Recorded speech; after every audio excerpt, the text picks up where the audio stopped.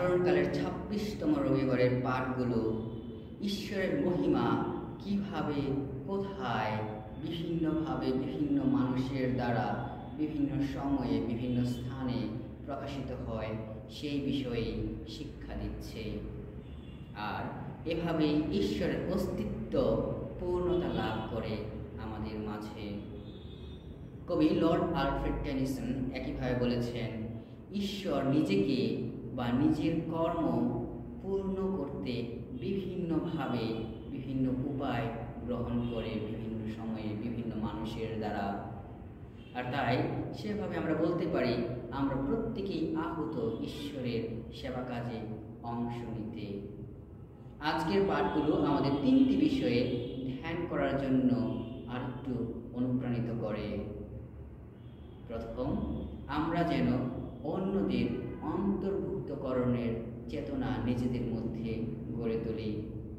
আমরা যেন আরও ধৈর্যশীল হই।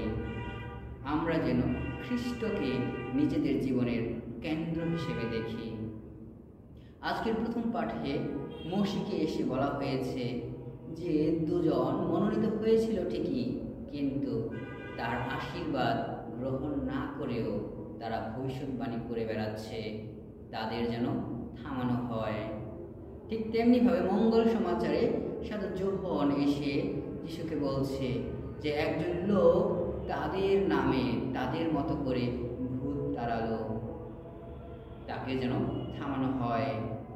পুরাতন নিয়মের সেই মসি আর নতুন নিয়মের আমাদের প্রভু যিশু নতুন মসি দুজন কিন্তু এই বিষয়ে বিচলিত নন, বরং তারা আরও বোঝাতে চাচ্ছে তার শিষ্যদের যেন তাদের অন্তর্ভুক্ত করা হয় ঈশ্বরের সেবা কাজে, তাদের যেন দূরে ঠেলে না দেয়া হয়। যিশু আরও বলেন যে আমাদের বিপক্ষে নয়, সে কিন্তু আমাদের সপক্ষেই। তাই সকলকেই ঈশ্বরের সেবা কাজে অন্তর্ভুক্ত করার জন্য আহ্বান জানানো হচ্ছে। যেমনটি বলেছেন আমাদের পোপ ফ্রান্সিস তার কথায়, এনলার্জ ইয়োর টেন্ট, যেন আমরা আমাদের তাঁবুকে আরও বিস্তৃত করি, বর্ধিত করি, সকলকে আমাদের তাঁবুর নিচে নিয়ে আসি। আমরা যেন আমাদের ছোট্ট একটা গণ্ডির মধ্যে বন্দী না থাকি। আমরা যেন আরও ধৈর্যশীল হই। অন্যরা যখন আমাদের থেকে ভিন্ন কিছু করে, ভালো কিছু করে, আমরা যেন ধৈর্য না হারাই, বিচলিত না হই, তাদের যেন দোষ না দেই এবং তাদের মহৎ কাজে যেন বাধা হয়ে না দাঁড়ায়, অন্যায়ভাবে কোনো কিছু যেন না করি।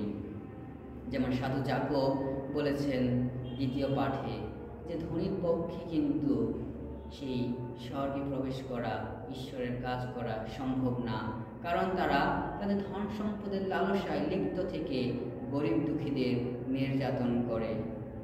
তারা যেন গরিবদের অন্তর্ভুক্ত করে এই ঈশ্বরের রাজ্য প্রকাশ করার জন্য, বিস্তার করার জন্য। আমরা যেন আত্মকেন্দ্রিক না হয়ে খ্রিস্টকেন্দ্রিক হয়ে উঠতে পারি। আর আজকে যিশুর শিষ্যরা কিন্তু তারা বুঝতে পারেনি, তারা কিন্তু নিজেদের সে যিশুর সমান বলে যোগ্য করেছেন, অন্যদের যিশুর মনোনীত ব্যক্তি বা ঈশ্বরের মনোনীত জন বলে গ্রহণ করতে পারেনি। তাই তো বলেছে সে লোকও আমাদের মতো ভূত তাড়াচ্ছে, কাজ করে বেড়াচ্ছে। তাই তারা হিংসাপরায়ণ হয়ে উঠেছিল। বরং যিশু বোঝাতে চেয়েছে যে কেউ কোনো ভালো কাজ করে, সেবা কাজ করে ঈশ্বরের জন্য, সে কিন্তু ঈশ্বরের পুরস্কার লাভ করবেই। তাই নিজেদের স্বার্থপর চিন্তা বাদ দিয়ে অন্যদের ঈশ্বরের কাজে অন্তর্ভুক্ত করাই আমাদের শ্রেয়।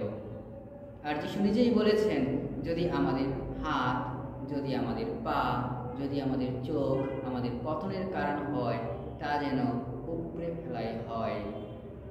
এখানে কিন্তু আক্ষরিক অর্থে বলা হচ্ছে এটা, কিন্তু আমরা এর আরো গভীর অর্থ নিতে পারি। তা হলো আমাদের হৃদয়, মন, আত্মার মধ্যে যে মন্দতা রয়েছে, আমরা যেন তাই উপড়ে ফেলি, অন্যকে গ্রহণ করি।